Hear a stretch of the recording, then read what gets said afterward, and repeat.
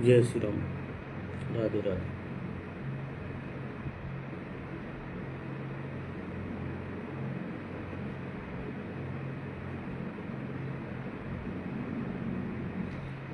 आज हम भगवान के नाम की महिमा बताने वाले हैं। हम हमेशा और हर समय जब किसी न किसी व्यक्ति से मिलते हैं आपस में, तो हमेशा यही शब्द कहते हैं कि राम राम। राम राम तो कह दिए हमने, राम राम का मतलब भी होना चाहिए, उसका महत्व भी पता होना चाहिए। ये दो ही शब्द में हम राम राम को समापन शब्द को मान लेते हैं। राम राम दो ही शब्द ही बोला जाता है अधिकांश किसी भी व्यक्ति विशेष से मिलने पर। या हम किसी साधु महात्मा से मिलें तो राम राम महाराज जी, या किसी भी व्यक्ति विशेष से मिलते हैं तो राम राम अमूमन हम लोग कहते हैं। और दो ही शब्द राम राम कहने से संपूर्ण शब्द भी बनता है, पूर्ण ब्रह्म सूचक भी माना जाता है। अब ये पूर्ण ब्रह्म सूचक अगर हमने बोल दिया, माना भी जाता है, तो इसका मतलब भी होना, जानकारी होनी चाहिए सबको। मेरा बोलना तो एक शब्द हो गया कि हमने बोल दिया पूर्ण ब्रह्म सूचक शब्द है। तो हम हमेशा अपने जीवन में, हम सब राम राम अपने जीवन में 2 बार कहते हैं। जब एक या दूसरे से मिलते हैं तो हम 2 बार राम राम अपने जीवन में कहते हैं। अब इसका उदाहरण हम दें, जैसे कि आपको बता दें, आ एक मात्रा 2 है, मतलब आ की मात्रा 2 में आती है। हमने हमेशा देखा होगा आ 2 मात्रा में आती है। मात्रा के हिसाब से देखा जाए तो हमारे जो शब्द वर्ण के हैं उस हिसाब से हम ले रहे हैं। और अक्षर की मतलब आ की मात्रा 2 अक्षर की होती है। आ की मात्रा 2 अक्षर की होती है। और माँ 25वां अक्षर में आता है। मतलब कि आ की मात्रा में, जिसमें हम राम रा को आ के हलंत के साथ बात करते हैं, तो दूसरे नंबर में आता है, 2 नंबर की मात्रा में आता है। और माँ 25वां नंबर में आता है, अक्षरों में आता है वो। अतः इन सबको मिलाकर, मतलब 2 + 25 को मिलाकर, और इसमें एक चीज़ और देखा जाएगा। हमने मात्राएं तो ले ली 2, भाई आ में 2 की मात्रा आ गई और माँ में 25वां की आ गई। ये सब योग को मिलाकर जो योग बनता है वह 27 होता है। 25 + 2 ये हो गया 27। अब 25 + 2 मिला के 27 हो गया। तो 25 + 2 + 25 को जोड़ा जाए तो 54 होता है। अब हमने अपनी मात्राओं के हिसाब से देखा है, 25 + 2 + 27, या हम ऐसे कह सकते हैं कि 27 + 2 + 25, इन दोनों को जोड़कर अगर हम जोड़ें तो 54 बनता है। अब हमने 54 बना लिया तो हमने एक राम को संपूर्ण कर लिया। एक राम को हमने संपूर्ण कर लिया, 54 शब्दों का एक राम बन गया। तो हम हमेशा अपनी बातों में, समाज में कहीं भी बैठते उठते हैं तो राम राम बोलते हैं, 2 ही बार बोलते हैं। तो 54 + 54 कितना हो गया? 108। ये संपूर्ण हो गया। शास्त्रों में लिखा है कि 108 की वर्णमाला के हिसाब से संपूर्ण शब्दों में ये संपूर्ण शब्द माना जाता है। पूर्ण ब्रह्म सूचक है ये पूर्ण ब्रह्म में माना जाता है। इसी को बोलते हैं राम राम। हम हमेशा दो शब्द को पूर्ण ब्रह्म के हिसाब से शब्दों को कहते हैं। हम एक बार कभी भी राम राम नहीं बोले होंगे, राम राम 2 ही बार बोलते हैं। ये पूर्ण ब्रह्म के शब्दों में माना जाता है। इससे राम का महत्व भी इसी प्रकार संपूर्ण होता है। अब हम बोलते हैं कि मंदिरों में जाके भगवान को प्रसाद चढ़ाना है। भगवान किस चीज़ से प्रसन्न होते हैं? अब इस समय सावन का महीना आ गया है, तो सावन के महीने में हम अपने अपने देवी देवताओं को प्रसन्न करने के लिए चलते हैं। भाई मंदिर तो जाना ही है, सभी को जाना है, सभी हिंदू धर्म में सभी को जाना ही चाहिए मंदिर में। अब वही अपने अपने भाव से भगवान को प्रसाद चढ़ाने सभी लोग जाते हैं। और जब भगवान को अपने अपने भाव से प्रसाद चढ़ाने जाते हैं तो भगवान शिव को क्या प्रसन्न है, सब उसी श्रद्धा के भाव से लेके जाते हैं। तो भगवान शिव को जल, बेलपत्र, भांग, धतूरा, दूध, चंदन और रुद्राक्ष चढ़ाने से प्रसन्नता आती है भगवान को। ये अपने भाव से ही भक्त लेके जाते हैं भगवान को चढ़ाने के लिए। अब ये भी नहीं है तो भाव ही भगवान के लिए काफ़ी है। अगर भक्त का भाव भगवान के प्रति है तो वही काफ़ी है। तो ये प्रसाद चढ़ाने की एक परंपरा जो बनी है वो अच्छी है और होनी भी चाहिए, क्योंकि अपने कहते ना कि कुछ कमाई के अंश जो है भगवान के प्रति समर्पण करना चाहिए। अपनी मेहनत की कुछ, जो भी आप मेहनत करते हैं अपने जितनी क्षमता के अनुसार उतना ही संपूर्ण करना चाहिए। अब वही उसी हिसाब से भगवान विष्णु को तुलसी, फल, मिठाई, पंचामृत चढ़ाने से प्रसन्नता आती है भगवान को। ये भगवान को प्रसाद चढ़ाने की प्रशंसा है। जब इसको चढ़ाने से भगवान प्रसन्न होते हैं, भगवान वो प्रसाद चढ़ाया जाता है, उस प्रसाद को हम वितरण करते हैं। जब हम वितरण करते हैं तो आपको मैंने पिछली बार बताया था कि 5 तत्वों से आत्मा ब्रह्म बना हुआ है, 5 तत्वों में। तो उसी हिसाब से हमारे शरीर में ही भगवान है। भाई 5 से भगवान अपने शरीर में ही है, आपको मैंने बताया था। उसी हिसाब से तो हमने जो प्रसाद ग्रहण किया वो भगवान के प्रसाद को समर्पण किया है। भगवान हमारे अंदर है, उनको प्रसाद हमने प्रवाह दिया।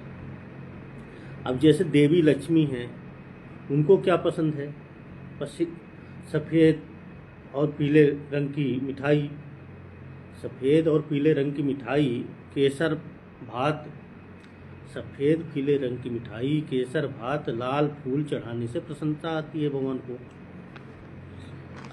तो ये लक्ष्मी जी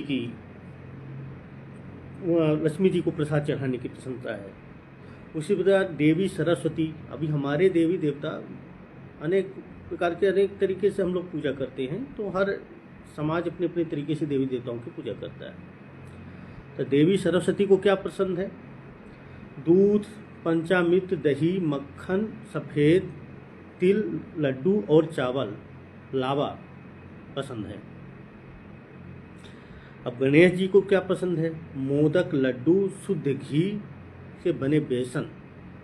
हम गणेश जी को अपने प्रसन्नता के हिसाब से भोग बनाएंगे भगवान को ना, तो हम मोदक का लड्डू और शुद्ध घी से सफ़ेद बेसन का बना हुआ लड्डू पसंद है भगवान को। और मखाना, मिश्री, खीर, ये हमारे कृष्ण भगवान को पसंद है। तो कृष्ण भगवान का जो मेन भोग लगता है देखा जाए तो मखाना, मिश्री, घी, हलवा और पूरन पोली पसंद है इनको, कृष्ण भगवान को। और माँ काली और भैरवनाथ को जिसको हम बोलते हैं, तो इनको हलवा, पूरी इत्यादि पसंद है। इसलिए हमारे मर्यादा पुरुषोत्तम राम जी भगवान को अगर हम देखें तो उनको क्या पसंद है, तो ये सबसे बड़ी कहते हैं ना सृष्टि के पूज्य हमारे मर्यादा पुरुषोत्तम राम जो हमारे सबके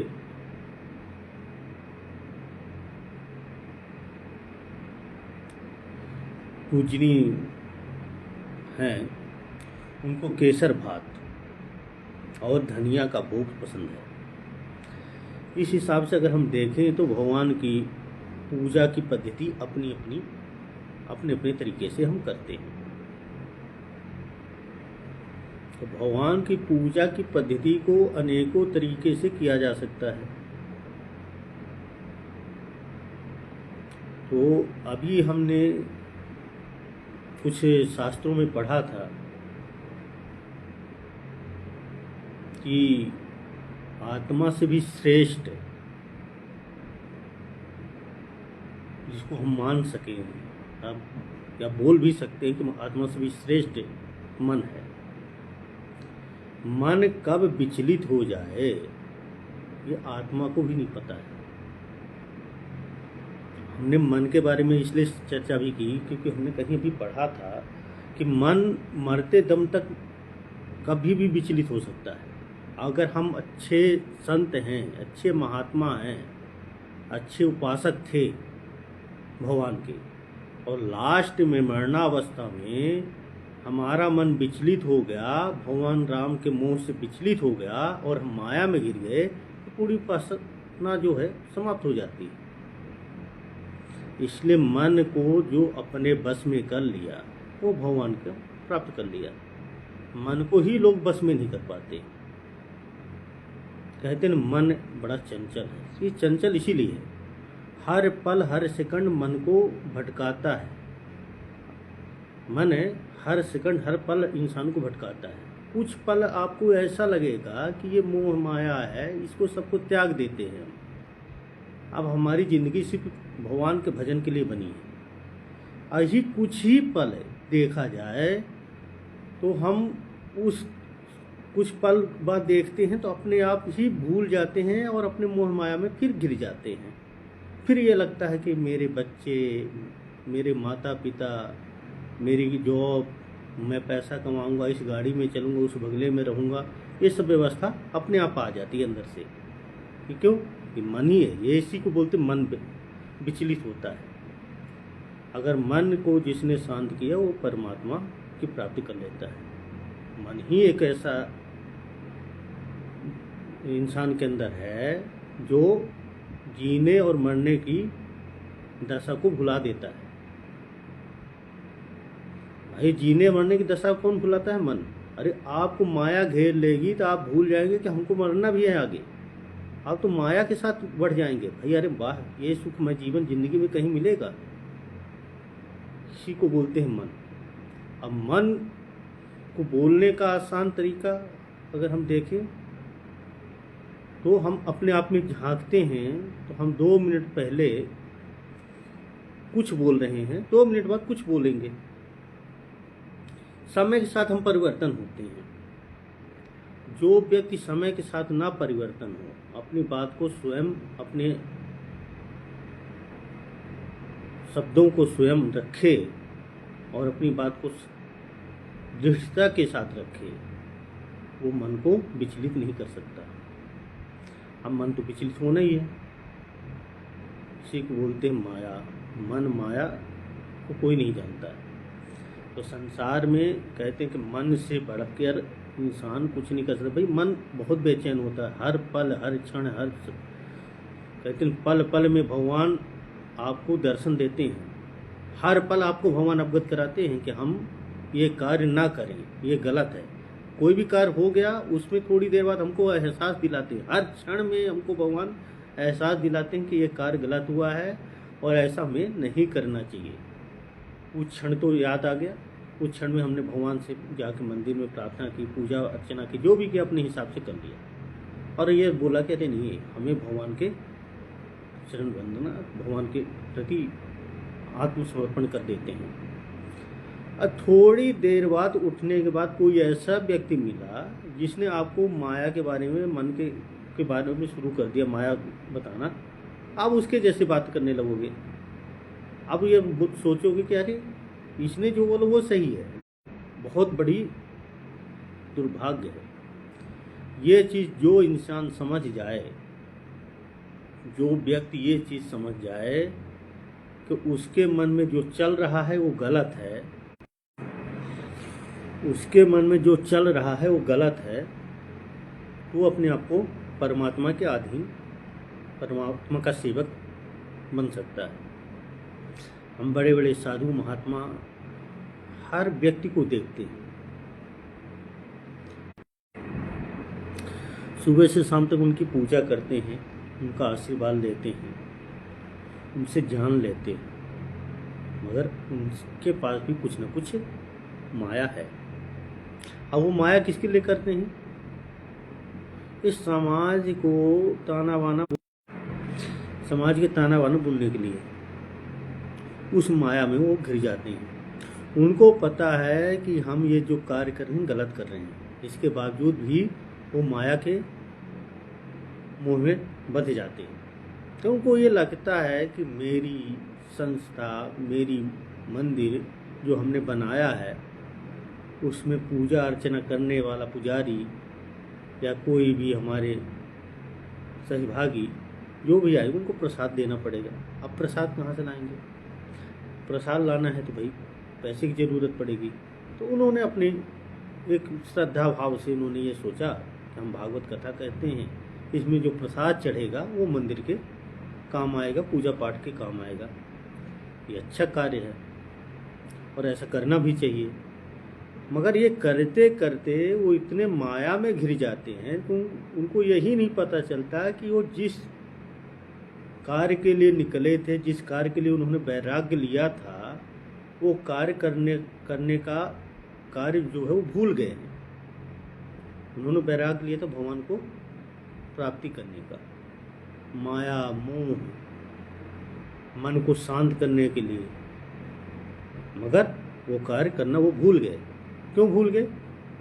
उनको ये लगा कि ये मैंने मंदिर बनाया, भगवान को भोजन कौन खिलाएगा, भगवान को ये कार्य कौन करेगा, भगवान की मंदिर बनी है, यहाँ कपड़ा भगवान को कौन पहनाएगा, ये सब अरे उन्हीं की लीला है। आप उन पे ही छोड़ दो। आप जिस कार्य के लिए वैराग्य लिए थे, जिस कार्य के लिए आपने साधु बने थे, वो कार्य करना चाहिए इंसान को, तभी भगवान की प्राप्ति होगी। तभी आपके अधीन आपके जो शिष्य हैं वो भगवान को प्राप्त कर पाएंगे।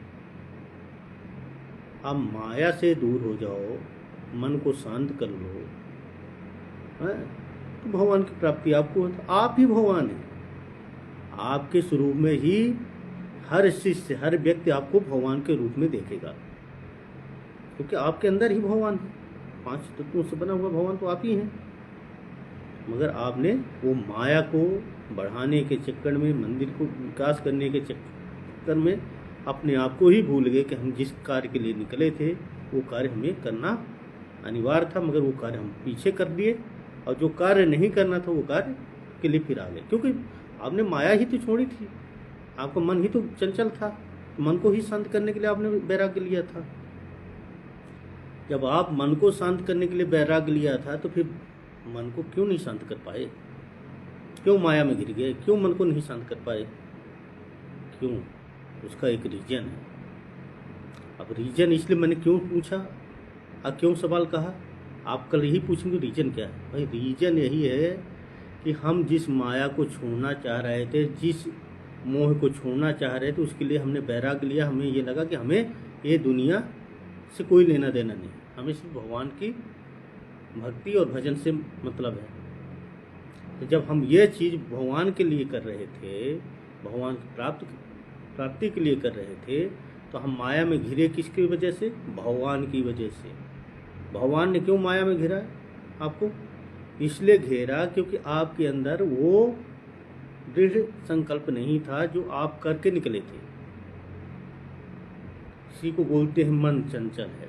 मैंने फिर वही मन में आ गया हूँ, इसी को बोलते हैं मन चंचल है, क्योंकि भगवान आपकी हर पल हर क्षण परीक्षा लेते हैं कि तुम मुझे प्राप्त करना चाहते हो तो तुमको मैं एक अलौकिक जीवन जीने का माध्यम दे रहा हूँ।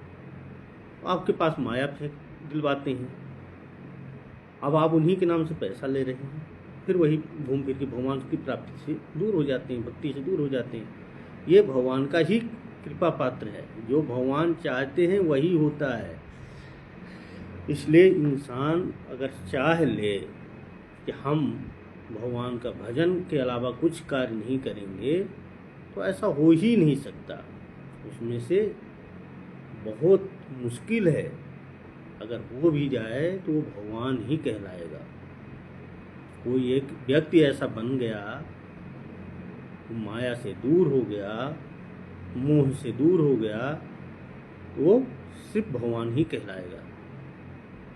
ठीक है, 2 वक्त का भोजन, ऑक्सीजन, पानी, खाना सबको ज़रूरत पड़ती है। वो भगवान भी जन्म लिए तो उनको भी ज़रूरत पड़ी थी, वो अपने आप आपको मिलेगा। मगर भगवान के नाम से, भगवान के कार्य के नाम से, भगवान के मंदिर के नाम से, भगवान के कार्यक्रम के नाम से जो हम लेते हैं वो गलत है। वो अपने आप अगर शिष्य देता है कि उसको ये लगता है कि हम कुछ योगदान अपने भगवान के कार्य के लिए, ये प्रभु, ये महात्मा के सहयोग से हम दें, वो सबसे अच्छा कार्य माना जाता है। इसलिए इंसान को माया, मोह से दूर होना चाहिए। अब भगवान, अगर हम बोलें तो भगवान क्या है? हम कहते हैं भगवान, अरे भगवान है। अरे भगवान क्या है? भगवान अपने शरीर के अंदर है। भा से भूमि, अगर भगवान को देखें तो भा से भूमि, ठीक है। गा से गगन, जिसको हम, ठीक है, और वा से वायु, वा से वायु, और आ से अग्नि, और ना से नीर। ये 5 तत्वों से बना है। ये खुद के अंदर है। अगर भूमि न हो तो हम बैठ नहीं सकते हैं, गगन न हो तो हम छाया के स्वरूप नहीं रह सकते हैं, मतलब हमारे ऊपर छत्र छाया नहीं रहेगी। और वायु मतलब ऑक्सीजन न हो तो हम जीवित नहीं रह सकते हैं। अग्नि न हो तो हम कोई कार्य नहीं कर सकते हैं। नीर न हो तो पानी नहीं पी सकते हैं। ये सब चीज अपने अंदर खुद है, यही भगवान है। इसी को हम भगवान बोलते हैं, यही भगवान है। इसी को प्रसाद ग्रहण कराते हैं, प्रसाद चढ़ाते हैं, भगवान स्वयं है। तो स्वयं भगवान नहीं कह सकते। ये आत्मा, हम खुद को शरीर, ये शरीर के अंदर है, तो स्वयं को हम भगवान नहीं कह सकते। एक मिट्टी है, ये सब समाप्त हो जाएगा अपनी अपनी जगह में। मृत्यु के बाद सब अपनी अपनी जगह पे चला जाता है। तो ये 5 तत्वों से बना हुआ शरीर है। इसको भगवान हम नहीं कहते हैं। भगवान हम कह दें कि ये भगवान है, ये भगवान नहीं। इसके अंदर जो चीज़ें बनी हुई है वो भगवान है। और इसके अंदर एक तो मन भी है ना, माया भी है। तो ये कैसे भगवान हो सकता है? ये भगवान नहीं हो। भगवान इन चीज़ों से बने हुए हैं। वो चीज़ हमारे शरीर के अंदर भी है, उसी से हम चल रहे हैं। ब्रह्मांड, भाई मस्तक को ब्रह्मांड बोलते हैं। तो ये सब चीज़ें अगर हम देखें तो संस्कृत शब्द से भगवान निकला हुआ है। तो हम हर एक चीज़ को हर समय, हर पल कुछ न कुछ कार्य करते रहते हैं। इंसान का विचार एक जैसा नहीं होता है। जो इंसान जितने प्रकार व्यक्ति से मिलता है, उतने प्रकार का बात रखता है। एक कहावत है, जैसी संगत वैसी भंगत। जैसा दोस्त मिलेगा वैसे ही वो कार्य करेगा। भगवान और सुदामा की दोस्ती देखा जाए तो भगवान कृष्ण का, कहते हैं ना कि कृष्ण के दोस्त भगवान थे। कृष्ण के दोस्त जो थे सुदामा थे। जो कृष्ण के दोस्त थे सुदामा थे। तो भगवान जो थे कृष्ण थे। तो सुदामा को ये पता नहीं था कि हमारे जो दोस्त हैं वो भगवान हैं, मगर वो उन्हीं का जप, उन्हीं का पूजा पाठ, उन्हीं की सुबह से शाम तक भोग लगाना जो भी है वो उन्हीं के कार्य वो करते थे, मगर वो सिर्फ दोस्त की भावनाओं से देखते थे। तो वो उतने ही संगत में थे जो जैसा था। तो इसलिए इंसान को हर एक चीज़ अपने विचार को सोच समझ के रखना चाहिए। किसी व्यक्ति को अपनी बात कहना और बताना दोनों अलग अलग चीज़ है। अगर हम किसी को अपनी बात बता रहे हैं या कह रहे हैं तो उसको रखने और कहने का तरीका अलग अलग हो सकता है। समझने वाला कौन से भाव से समझेगा, उस भाव के हिसाब से रखा जा सकता है। हम हमेशा ये देखते हैं कि सत्य को बोलने के बजाय झूठ की लपेट के साथ अपनी बात को रखते हैं, क्योंकि अगला मुझसे रूठ न जाए, अगला हमसे नाराज ना हो जाए, मेरी दोस्ती में कोई मनमुटाव ना हो जाए, मेरा पड़ोसी नाराज ना हो जाए, तो हम उसी के तरीके से बात करते हैं। जहाँ समूह बढ़ा उसी तरीके से हम पलट गए। क्यों? सत्य बात को बोलने में कड़वाहट होती है। सत्य बात अगर हम बोलेंगे तो उसमें कहीं न कहीं हमको मात खानी पड़ेगी।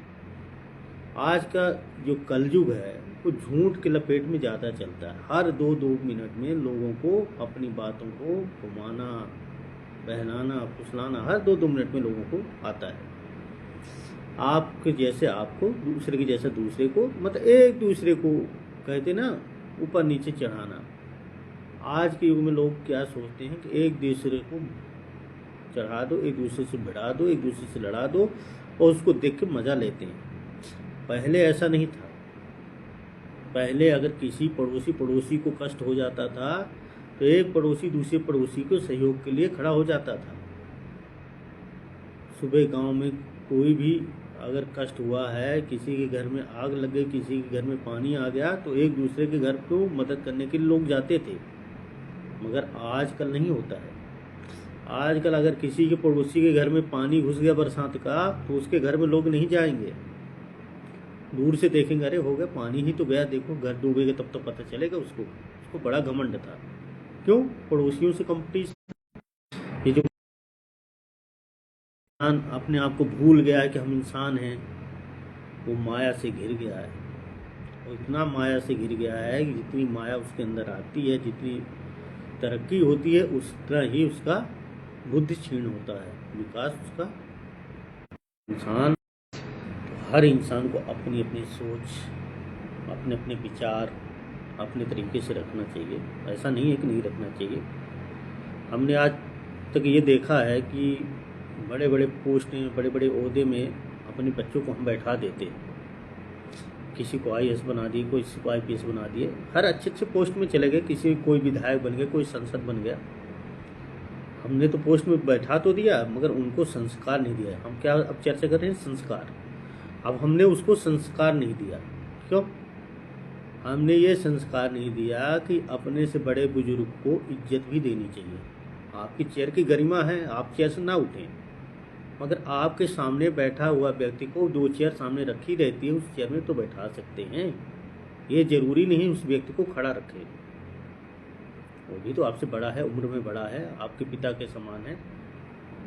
तो यहाँ कोई भी फरियाद लेके गया कलेक्टर साहिबा के पास या कलेक्टर साहब के पास, वो कितना भी बड़ा उम्र में दराज हो, अब यंग लड़का है, आज से 5 साल का जॉब हुआ है उसको, 5 साल के अंदर उसने इतनी हौसले बन गए हैं कि वो सामने वाले व्यक्ति को बैठने के लिए नहीं बोलता। ठीक है, आप अपनी चेयर से ना उठें। आपकी चेयर की गरिमा है, आपकी चेयर की इज्जत है, और आप जिस चेयर में बैठे वो चेयर में आप अपनी काबिलियत से बैठे थे। मगर आपका भी फर्ज होता है कि किसी भी व्यक्ति को उसका भी सम्मान है, उसको भी सम्मान देना आना चाहिए आपको। आप उसको बैठाएं, चाहे ना पिलाएं, अच्छी बात है, चाय ना पिलाएं, उसको पानी ना पिलाएं, मगर उसको चेयर में तो बैठा सकते हैं ना। चेयर में बैठाएं, उसकी बात सुने, बात सुनने के बाद उसको आश्वासन दे कि आपका कार्य होगा या नहीं होगा। कम से कम वो शांतिपूर्वक तो अपने वहाँ से चला जाएगा। मगर आजकल क्या होता है लोगों के अंदर, कोई भी अपनी समस्या लेके जाता है, चाहे पुलिस प्रशासन के पास जाए, चाहे प्रशासनिक प्रशासन के पास जाए, हर जगह उनको नकारात्मक देखने को मिलता है। हर व्यक्ति को नकारात्मक शब्द मिलते हैं। क्यों?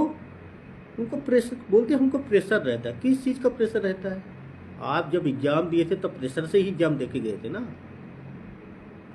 भाई। 100 वैकेंसी में लाखों के एग्जाम में बैठे हुए थे व्यक्ति, 100 ही आदमी उसमें चुने गए थे, लाख नहीं। आप प्रेशर के साथ ही एग्जाम दिए थे भगवान का, वो सॉरी, एग्जाम प्रेशर के साथ दिए थे IAS IPS का। आप जब प्रेशर के साथ एग्जाम दिए थे, एक बार में नहीं सिलेक्शन हुआ था आपका, कई टर्म देने के बाद 3 टर्म देने के बाद बड़े मुश्किल से सिलेक्शन हुआ था। जब वो प्रेशर आपने झेला था, तो ये नॉर्मल प्रेशर है। आम जनमानस अपनी समस्या लेके जाता है, और उसी प्रेशर आम जनमानस की समस्या को हल करने के लिए आपने एग्जाम दिया था।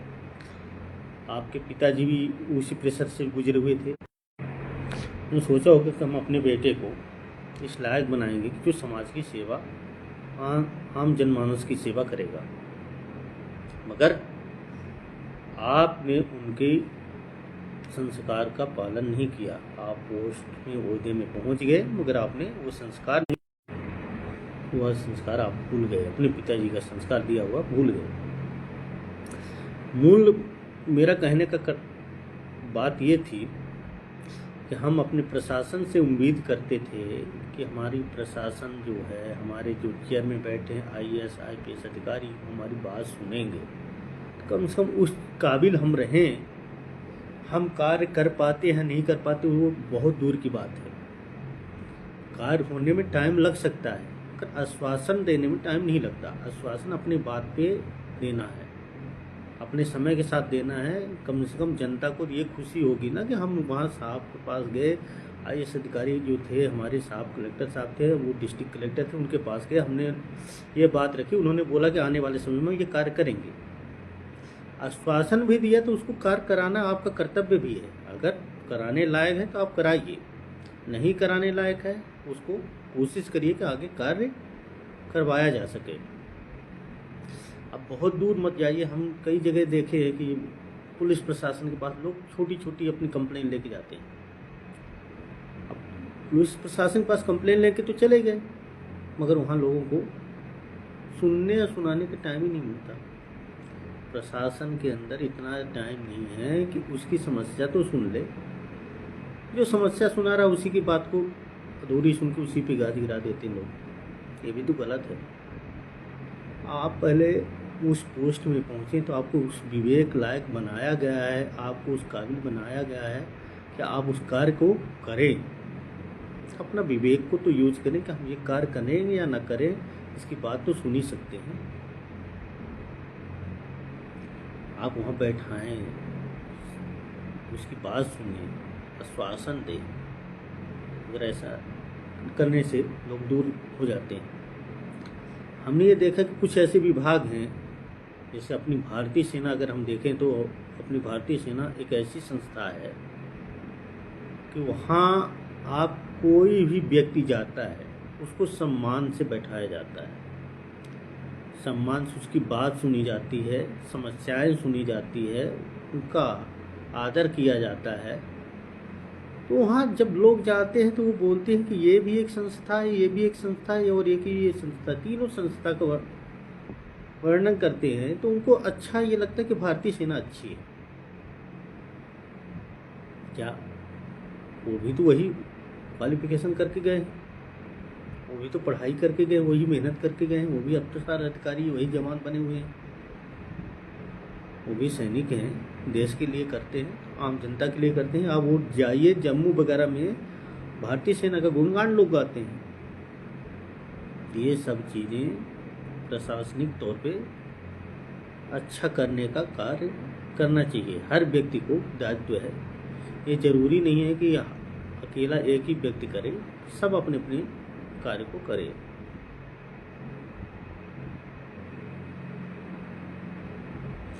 इस तरीके से हर एक बात को रखने का प्लेटफॉर्म अलग अलग है। हम तो एक वर्बली बात रख रहे हैं आप लोगों से, और मेरा सिर्फ कहने का मतलब यही था कि ये जो समाज है, दुनिया को हम देखते आ रहे हैं, इसमें सुधार खुद को लाना चाहिए। दूसरे के प्रति सुधरने या सुधारने की ज़रूरत नहीं है। अगर हम खुद सही हैं तो सब सही है, हमारे विचार सही हैं तो सब सही है। तो खुद का विचार अगर अच्छा है, किसी के प्रति अच्छा हम सोचेंगे, वो कितना भी गलत होगा वो अपने आप अच्छा दिखेगा, उसको अच्छा लगने लगूंगा मैं। ये एक चीज़ है कि अगर कोई व्यक्ति आपकी बुराई करता है, आपको घृणा करता है, उससे हमेशा सुबह उठकर राम राम बोलें। एक बार, दो बार, चार बार, पांच बार जब बोलेंगे, वो व्यक्ति आपके अधीन हो जाएगा। उसको ये लगेगा मैं इस पर घृणा करता हूँ, ये मुझको अच्छा मान रहा है, मैं भी इसके प्रति अच्छा सोचूं। वो घृणा करना भूल जाएगा। अगर कोई आपकी बुराई करता, उससे पक्का आप बात करें, उससे पक्का मिलें, सुबह शाम 2 बार मिलें, हाल चाल लें। वाद विवाद बढ़ाने से बढ़ता है, वाद विवाद घटाने से घटता है। हर एक चीज़ की दायित्व अलग अलग होती है। अभी हम कुछ दिन पहले एक जगह में गए हुए थे, तो हमारे एक मित्र ने एक घटना बताई। वो कहीं फ्लैट में रह रहे थे, देखा जाए तो महानगर के अंदर है, पूना जगह है, वहाँ वो फ्लैट में रह रहे थे अपनी जॉब में। तो वो नीचे वाले फ्लैट में थे और वो ऊपर एक कलीग उन्हीं का फ्रेंड सर्कल का कोई व्यक्ति वहाँ ऊपर रह रहा था। वही दोनों में थोड़ा सा हो गया, नए नए थे, बोलचाल नहीं हुई थी, बातचीत नहीं करते थे आपस में। मगर उनकी जो मिसेज थी ऊपर वाली, जो फ्रेंड की, हमारे फ्रेंड की जो कलीग थे, उनकी जो वाइफ थी ऊपर जो रहती थी, वो नीचे क्या करती थी, अमूमन कचड़े फेंक देती थी। वो पेड़ में गमला वगैरह में तुलसी का पौधा लगा रखे थे, तो ऊपर से कचड़ा फेंक दे, कभी जूठा पानी फेंक दे, कभी कुछ फेंक दे। इसका कई दिनों तक ये चलता रहा। तो मेरे फ्रेंड की वाइफ भी थोड़ा सा गुस्से में आई, तहस में आई, अरे ये ऐसा क्यों करी, हम दिखाते हैं। तो मेरे फ्रेंड थोड़ा सा अच्छे सात्विक विचार के हैं, उन्होंने बोला कि भाई रहने दो, कोई बात नहीं, फेंक देते, कोई फर्क नहीं पड़ता है, उनकी सोच अपनी है, अपनी सोच अच्छी है, इसको गमले को साइड कर देते। गमले को उन्होंने साइड कर दिया। इसके बाद भी जूठा कूठा कुछ न कुछ फेंकते रहे। वो जब ये फेंकते, तो जब मेरे फ्रेंड ने ये वर्ड रखा कि भाई ये तो डेली का काम है यार, मेरे से चर्चा किया, तो मैंने उनसे एक ही शब्द कहा कि एक काम करो, ये जब भी आते हो तो इनके हस्बैंड से थोड़ा सा राम राम श्याम श्याम कर लिया करो, और इनसे भी राम राम श्याम श्याम कर लिया करो,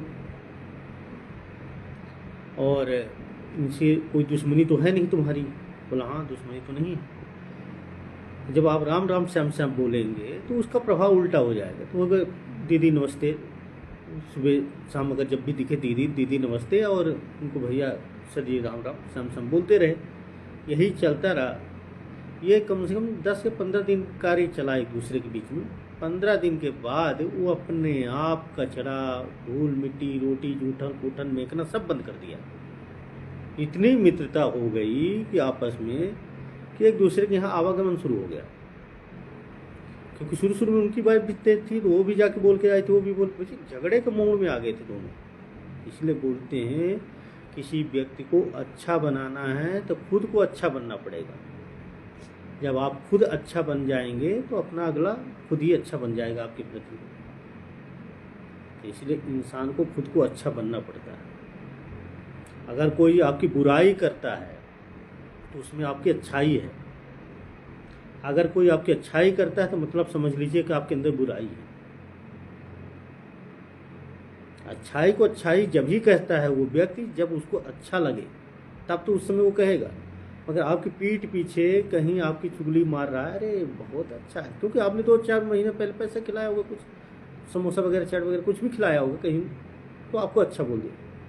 आप थोड़ी दिन बाद उसको नहीं खिलाया तो आपकी बुराई करेगा। मतलब आप अच्छे थे या बुरे थे, तो निर्णय उसी समय उसने दे दिया। इसलिए कोई व्यक्ति आपके प्रति अगर गलत भी बोलता है, उसको आप अच्छा समझो कि हो सकता है वो मुझे जागरूक कर रहा है, मेरे अंदर कुछ कमियां आ रही हैं, मेरे अंदर कुछ गलतियां आ रही हैं, इसलिए हमें अपने आप में सुधार लाना चाहिए।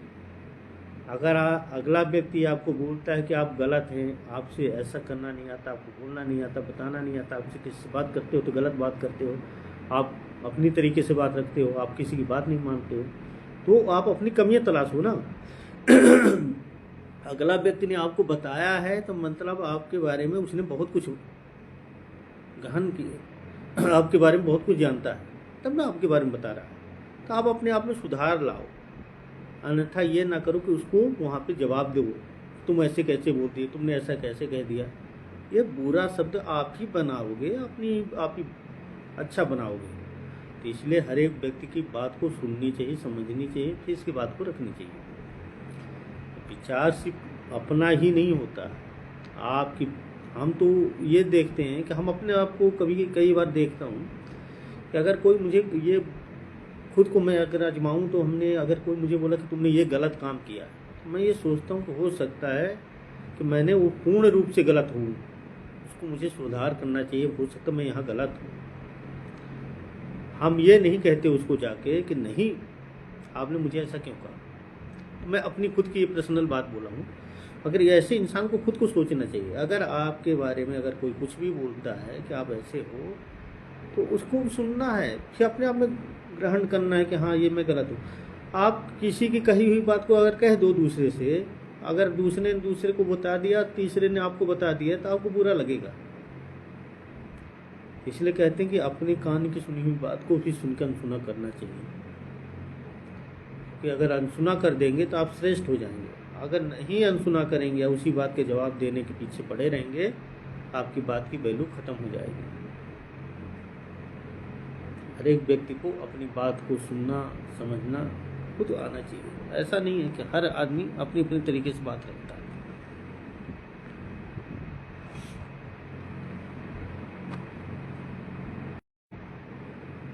विश्वास, अभी हम विश्वास के बारे में चर्चा करेंगे। विश्वास कैसे जागृत होता है। अगर हम विश्वास के बारे में चर्चा करें तो हम देखें कि विश्वास इंसान को बनाने में बहुत टाइम लग जाता है। अभी हम विश्वास के बारे में चर्चा करते हैं। विश्वास बनाने में इंसान को बहुत टाइम लगता है। किसी के प्रति अगर हम विश्वास बना रहे हैं, विश्वास को जागृत कर रहे हैं, उसके लिए बहुत टाइम लगता है। अगर हम विश्वास बना लिए तो पूर्ण हो गया, क्योंकि हमने उसके प्रति अपना विश्वास जताया है। अब विश्वास तोड़ने का 2 ही सेकंड का समय लगता है। अगर अगले ने आपके प्रति अगर अच्छा विश्वास किया है, अच्छी सोच रखी है, तो आपके अगर अंदर निगेटिविटी आई है, आपके अंदर कोई गलतियां आई हैं, तो आपको उसी विश्वास के तहत आपको सुधार कर सकता है। कहते हैं कि हमने इस व्यक्ति के साथ हमारा अच्छा विश्वास, अच्छी दोस्ती है, मैं जो बोलूँगा वो करेगा। वो क्यों? वो आपके प्रति विश्वास कर रहा था। आप भी उसके प्रति उतना ही विश्वास करें जितना आपके प्रति वो विश्वास करता है। अब विश्वास कैसे बनाते हैं लोग? विश्वास बात रख के नहीं बनाते, विश्वास को एहसास नहीं कराते हैं।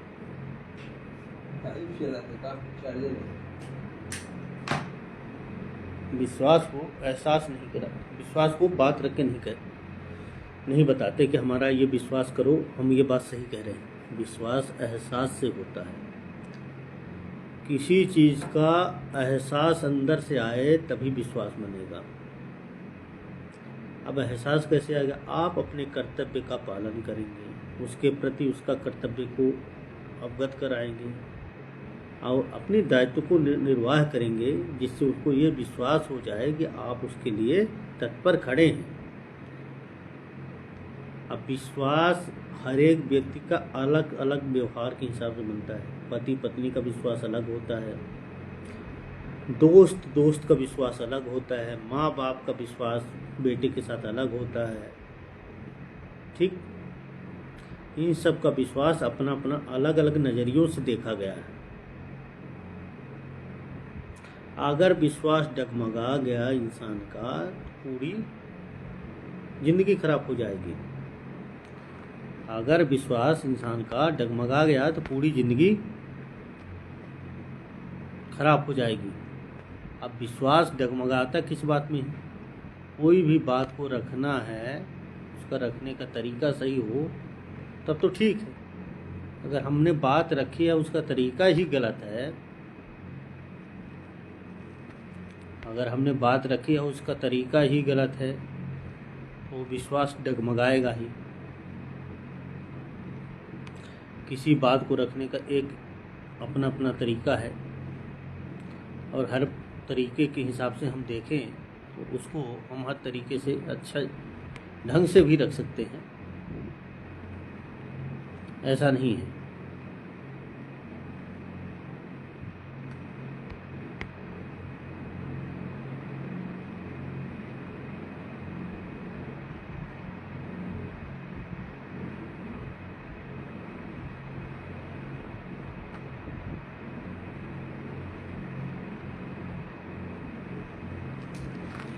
अच्छे ढंग से रख सकते हैं। हम सब प्रथम बात रख रहे हैं पति पत्नी। इनका विश्वास कैसा होना चाहिए? इनका विश्वास जैसे दूध और मलाई का। अगर दूध से मलाई निकाल दिया जाए तो उसको मथने के बाद मक्खन के बाद घी बनता है, हर एक चीज में काम आता है। उसी तरीके से पति पत्नी का विश्वास होना चाहिए। दोस्त का ऐसा विश्वास होना चाहिए आत्मा के मिलन से, क्योंकि उसके आत्मा में परमात्मा होता है और उसके आत्मा में परमात्मा होता है, तो एक दूसरे के मिलन से। अब दोस्त का विश्वास दोस्त से ऐसी बात करके नहीं हो सकता कि हम तुम्हारे प्रति अच्छा हैं, तुम मेरे प्रति अच्छा हो। वो एक दूसरे के जनूनन, मतलब एक दूसरे की भावनाओं को पढ़ना, एक दूसरे के प्रति सोचना, वो दोस्त का विश्वास हो जाता है। माँ बाप का विश्वास बेटे के साथ कैसा होना चाहिए? माँ बाप का विश्वास बेटे के साथ ऐसा होना चाहिए कि अपने कर्तव्य को अगर बेटा पालन करेगा तो पिता हो या माता हो उसको गर्व महसूस होगा, वो विश्वास होता है कि मेरा बेटा मेरे लिए कार्य कर सकता है। मैं कहीं भी रहूं, मेरा बेटा एक बार फोन कहूँगा वो तुरंत आएगा, मेरा बेटा ये काम कर सकता है, मेरा बेटा। वो माँ का विश्वास बन जाता है। अगर आप अपना कर्तव्य करेंगे तभी विश्वास बनेगा। पति पत्नी एक दूसरे के कर्तव्य का पालन करेंगे तब विश्वास बनेगा। दोस्त एक दूसरे के कर्तव्य का पालन करेंगे, एक दूसरे के प्रति सचेत रहेंगे, एक दूसरे के प्रति अच्छा सोचेंगे तो विश्वास बनेगा। ये विश्वास की परिभाषा है, और अनेकों तरीके से लोग परिभाषित करते हैं, मैं अपने तरीके से किया हूँ। तो विश्वास हर एक माध्यम नहीं है, विश्वास खुद से होता है, खुद को बनाना नहीं पड़ता, खुद से हो जाता है। अब आजकल क्या है, दोस्त के फ्रेंड सर्कल जितने हैं ना, हम जितने दोस्त बनाते, अरे भाई हमारे 5000 दोस्त हो गए हैं। कौन दोस्त हुए तुम्हारे 5000? फेसबुक में, सोशल मीडिया में। दोस्त वो होना चाहिए जो नज़दीक हो, आपका पड़ोसी हो, आपके बगल का हो, वो दोस्त होना चाहिए जो आपके सुख दुख में काम आए। वो सबसे बड़ा दोस्त होता है। ये फेसबुक वाले दोस्त नहीं होते। आजकल तो फेसबुक में लाइक सब्सक्राइब ये कर दिया, उससे दोस्ती। ये दोस्ती नहीं है, छलावा है। इसको दोस्त नहीं मानते। दोस्त किसको मानते हैं हम? जो आपका सहभागी, सहयोगी, आपके साथ खड़ा रहे, आपके साथ 24 घंटा आपकी बात को रखे, वो दोस्त है। पत्नी कैसी होनी चाहिए? जो आपके हर सुख दुख में आपका साथ दे, हर तकलीफ में आपका साथ दे, वो पत्नी होती है। अब आजकल के पत्नी पति में दोनों में अंतर है। अभी दोनों कमाने चले गए, न बच्चे को केयर कर रहे हैं, न आपस में एक दूसरे के सुख दुख की बातें कर रहे हैं। जब आए तो बिजनेस, पैसा, बस यही चलता रहा। वो माया मन मोह में आ गए। ये ज़िंदगी फिर बाद में पैसा बनाते बनाते समय निकल गया। पता चला कि भाई हमने अपनी ज़िंदगी में कुछ कार्य किया ही नहीं, अपनी ज़िंदगी में कुछ कार्य किया नहीं, अपने लिए तो कुछ किया नहीं, हम एक दूसरे के लिए कुछ नहीं किए।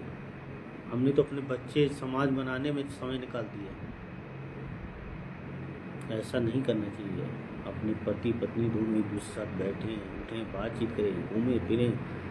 अब बात करते करते लोग पैसे के मामले में आ जाते, झगड़ा शुरू हो जाता पति पत्नी में। कई जगह देखे, हमको ये चीज़ चाहिए, हमको वो चीज़ चाहिए। अरे माया कहाँ ज़रूरत है? जब दो व्यक्ति की रोटी खाने को मिल रही है, पेट भर रहा है, तो सोना चांदी हीरा मोती बीच मिला के अपने प्रेम को क्यों आग लगा रहे हो? इसीलिए पहले के ज़माने में पति पत्नी कम खाते थे, कम पीते थे, हैं, कम गल्ला अनाज हुआ करते थे, मगर प्रेम से उठते बैठते थे, बातचीत करते थे। रात को अगर उनको काम पूरा दिन काम करने के बाद समय मिलता था तो पूरा दिन समय के बाद वो रात को अच्छे से बात करते थे। उनको ये नहीं लगता था। हाँ, जब बच्चे बड़े हो जाते तो बच्चों के बारे में सोचते थे, खुद के बारे में नहीं सोचते थे। हमको ये चाहिए, हमको वो चाहिए, नहीं सोचे कभी उन्होंने। ये जो है विश्वास प्रेम, इस चीज़ों को देखा जा सकता है। दोस्त वो होता है जो आपके हर सुख दुख तकलीफ में आपके साथ खड़ा रहे। हमने कई जगह देखा है कि कुछ दोस्तों के पास ऐसे समय में लोग दोस्त एक दूसरे दोस्त से पैसा मांगते हैं या कुछ भी मांगते हैं, वो नहीं दे पाता तो उसकी दोस्ती वहीं से टूट जाती है। ये नहीं समझ पाते कि एक जैसा समय कभी नहीं होता इंसान का। समय बदलता रहता है, इंसान बदलते रहते हैं, समय बदलता रहता है। हो सकता है उस समय उसके पास ना रहा हो, उसने मना कर दिया, तो ये अन्यथा ना लें उससे दोस्ती तोड़ के कि अरे हम भी तो देख लेंगे, ये गलत है। हो सकता